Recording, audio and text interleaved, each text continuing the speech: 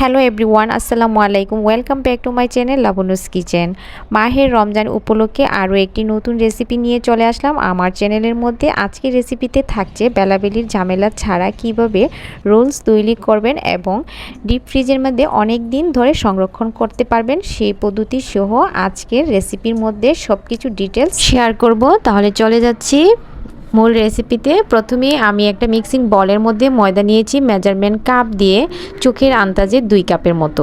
আপনাদের প্রয়োজন অনুযায়ী কম বেশি নিতে পারেন। তো আমি এখানে স্বাদ মতো লবণ দিয়ে দিচ্ছি আর দিয়ে দিচ্ছি এখানে সয়াবিন তেল 2 টেবিল চামচের মতো। এখন সব কিছু ভালো করে মিশিয়ে নেব। নিয়ে তারপরে এখানে আমি প্রায় মেজারমেন্ট কাপ অনুসারে 2 কাপ ময়দার জন্য এখানে আমি 3 কাপের মতো পানি দিয়ে দিব। যতক্ষণ না পর্যন্ত একটা পিওর পাতলা একটা ব্যাটার তৈরি না হচ্ছে ঠিক ততটুকুই আমি পানি এখানে অ্যাড করব। তো ব্যাটারটা ঠিক এইরকম থাকবে পাতলাটা। তো এখন একটা সাইডে আমি রেখে দিচ্ছি। অন্যদিকে আমি রোলসের পুরের জন্য একটা পুর তৈরি করে নিচ্ছি। তো এরকম একটা ফ্রাই প্যানের মধ্যে আমি প্রায় 1/4 কাপের মতো তেল দিয়ে তারপর এখানে পেঁয়াজ কুচি দিয়ে দিচ্ছি প্রায় 2 কাপের মতো, আর দিয়ে দিচ্ছি স্বাদ মতো কাঁচামরিচ, আর দিয়ে দিচ্ছি স্বাদ মতো লবণ দিয়ে এখন একটু ভালো করে নেড়ে চেড়ে একটু স্মুথ করে নেব। জাস্ট একটু হালকা নরম হলেই তারপর আমি যে মশলাগুলো এখানে অ্যাড করব সেগুলো দিয়ে দিচ্ছি। তো দিয়ে দিচ্ছি 1/2 চা চামচের মতো হলুদের রং, আর দিয়ে দিচ্ছি 1 চা চামচের মতো জিরার গুঁড়া, 1/2 চা চামচের মতো লাল মরিচের গুঁড়া, আর দিয়ে দিচ্ছি এখানে 1 চা চামচের মতো রসুন বাটা আর 1 চা চামচের মতো আদা বাটা। তো দিয়ে এখন ভালো করে নেড়ে চেড়ে মিশিয়ে নিচ্ছি কিছুক্ষণ। তো এটা অনবরত একটু নেড়ে নেড়ে হালকা একটু নরম হওয়া পর্যন্ত নাড়তে থাকবো। এখন প্রায় 4-5 মিনিটের মতো নাড়ার পর এখন আমি আগে থেকেই কিচেনটাকে একটু লবণ আর পানি দিয়ে সিদ্ধ করে তারপরে এরকম এটাকে আমি এইভাবে কুচি কুচি করে নিয়েছি নাইফ দিয়ে।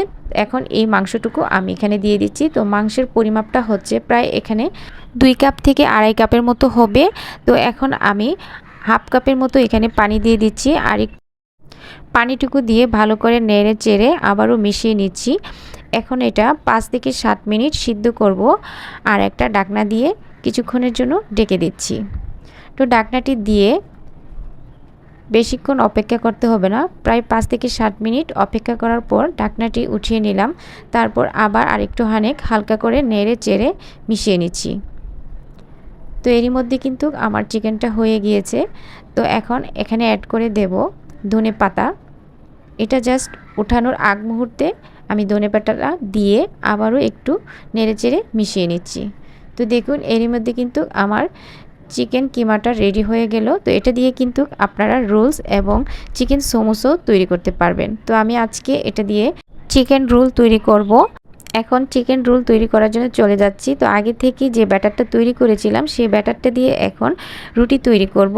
আর এই রুটিটা একদম বেলাবেলি ঝামেলা ছাড়া এরকম একটা ফ্রাইং প্যান চুলার মধ্যে বসিয়ে প্যানটা যখন হালকা একটু গরম হবে তারপর প্রয়োজন অনুযায়ী ব্যাটার দিব, দিয়ে মিনিট খানেকের মতো অপেক্ষা করলেই কিন্তু রুটিটা হয়ে যাবে। তো দেখুন আমি একটা প্লেটের মধ্যে একটা অলরেডি রুটি উঠিয়ে নিলাম। তো আবার আরেকটু ব্যাটার খানিক দিয়ে দিচ্ছি। এটা আপনি রুটিটা কতটুকু বড় করবেন এবং পাতলা করবেন ঠিক ততটুকু ব্যাটার দিয়ে আমি 1/2 কাপের মতো দিয়েছি। দিয়ে হাত দিয়ে প্যানটা একটু নেড়ে চেড়ে পাতলা করে রুটিটা ছড়িয়ে দেব। দেওয়ার পর দেখুন কত সুন্দর প্যান থেকে এটা কিন্তু নিজেই ছাড়িয়ে যাচ্ছে। তো এই তো হয়ে গেল আমার আরেকটি রুটি। এইভাবে আমি সম্পূর্ণ বাকি রুটিগুলো এভাবে তৈরি করে নেব। দেখুন মাশাআল্লাহ কিছুক্ষণের মধ্যে কতগুলো বেলাবেলি ঝামেলা ছাড়া রুটি তৈরি করে ফেললাম। আর এগুলো দিয়ে এখন রোল তৈরি করব। তাহলে চলুন দেখা যাক কিভাবে এখন বাকি কাজটুকু কমপ্লিট করি। তো এইভাবে আপনারা রুটিগুলো তৈরি করতে পারেন। এখন আমি চলে যাচ্ছি রোল তৈরি করার জন্য। তো আগে থেকে যে পুরটা তৈরি করেছিলাম সেই পুরটা এখন কাজে লাগাবো। আর এরকম ময়দা আর পানি দিয়ে একটু আটা তৈরি করে নিলাম, এটা রোলের ক্ষেত্রে কাজে লাগবে। তো এখানে প্রয়োজন অনুযায়ী আমি চিকেন কিমাটা দিয়ে দিলাম রুটির মধ্যে। দিয়ে এখন আমি যে আটা এবং পানি দিয়ে একটা আটা তৈরি করেছি, মানে একটা পাতলা ব্যাটার আর কি, যে রুটি তৈরি করেছি ঠিক এইরকমই পানি আর আটা দিয়ে এইরকম একটা আটা তৈরি করব এটা বাইন্ডিংয়ের জন্য।